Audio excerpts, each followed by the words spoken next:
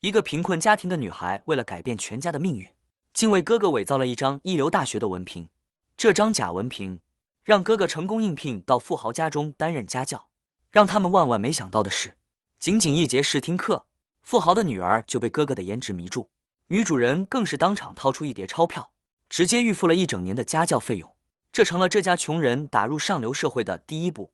在随后的家教过程中，哥哥很快得知富豪家的保姆对桃毛严重过敏，于是为了进一步掌控局面，哥哥在一个清晨特意收集了大量桃毛，藏进笔帽里。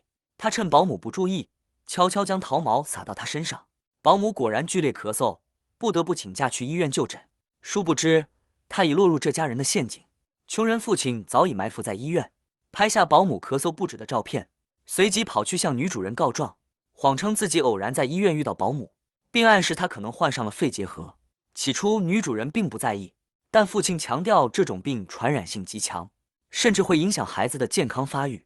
女主人立刻警觉起来，眼看计划即将成功，父亲迅速给同样在富豪家当家教的女儿发短信。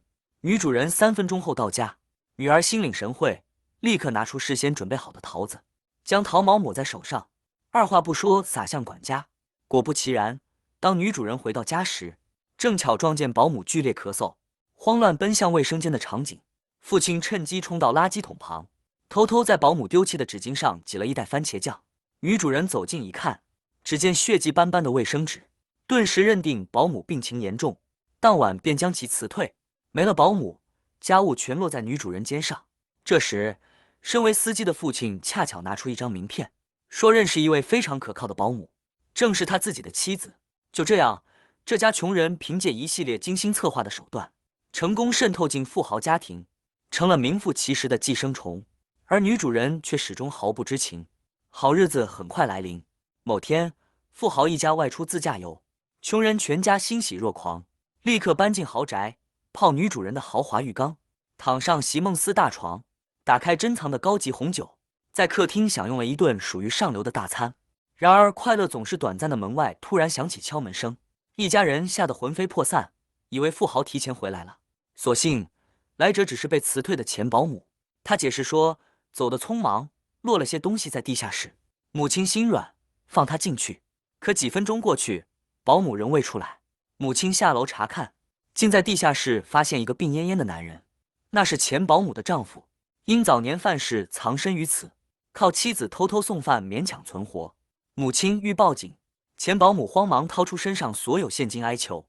就在此时，躲在楼梯上偷听的一家人不慎摔倒，前保姆这才恍然大悟，原来自己是被设计陷害，才被无端辞退。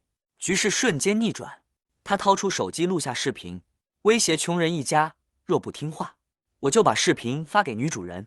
为阻止秘密泄露，他们只得乖乖蹲在角落举手投降。但他们并未坐以待毙，趁对方不备，儿子和父亲突然扑上去抢夺手机，试图删除视频。混乱之际，电话铃声骤然响起，女主人来电通知因下雨，郊游取消，全家3分钟后到家，让保姆立刻做一碗炸酱面。时间紧迫，全家火速分工。父母将前保姆夫妇拖回地下室，女儿收拾客厅，母亲冲进厨房煮面。一切看似重回正轨，可就在富豪一家进门时，地下室的前保姆一脚踢倒父亲，疯狂冲上楼。千钧一发之际，母亲听到动静，果断一脚踹向楼梯口，将其制服。女主人一家安然回屋，香喷喷的炸酱面已摆上桌。然而她没注意到，保姆眼神飘忽，她的家人正藏在沙发底下。女主人吃完面上楼后，母亲赶紧示意家人快逃。不料女主人的女儿突然下楼，要去院子里露营。无奈之下，穷人一家只得再次蜷缩在沙发底下。更糟的是，富豪夫妇因女儿露营，决定在客厅沙发过夜。一家人被迫屏息凝神，不敢发出半点声响。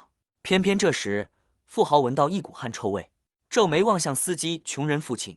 父亲尴尬地嗅了嗅衣服，味道确实来自自己。所幸富豪疲惫不堪，未深究便沉沉睡去。待呼噜声响起，穷人一家才悄悄爬出，迅速逃至车库，从卷帘门溜出豪宅。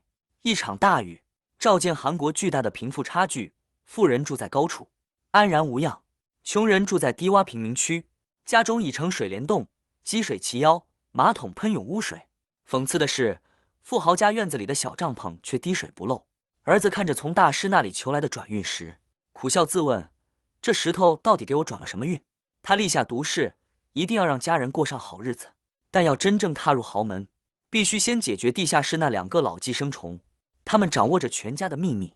趁着天未亮，一家人带着仅有的值钱物品，躲进一家未被淹的商场过夜。